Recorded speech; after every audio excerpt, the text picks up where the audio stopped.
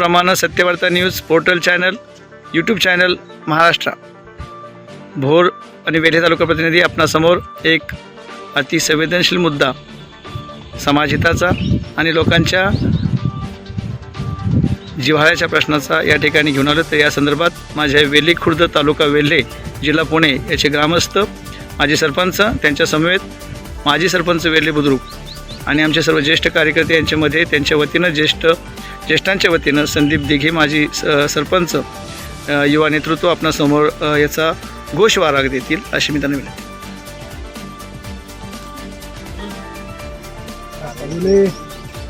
सद्यस्थितीत चालू असलेला दस्तान ते कडजाई मंदिर जो रस्ता मंजूर झालेला आहे, सदरील रस्त्यास आमच्या येथील शेतकऱ्यांची सहमती न घेता सदर रोडचं काम चालू झालेलं आहे। बेकायदेशीरप्रमाणे चालू आहे, तर त्याची सखोल चौकशी व्हावी। वेल्हे खुर्द ग्रामस्थांच्या वतीने आमची हरकत आहे आणि ती जी प्रमा आहे ती प्रमा कशा पद्धतीने निघाली, ऑफिशियली निघाली का बेकायदेशीर निघाली, त्या प्रमेची चौकशी व्हावी। संबंधित ठेकेदाराची चौकशी व्हावी।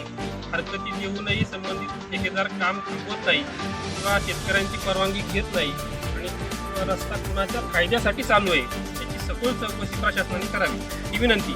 सामायिक गट नंबर माहिती असावा आणि त्याच्यामध्ये साधारणपणे किती शेतकरी असावे? गट नंबर 218 वेल्हे खुर्द, बरोबर।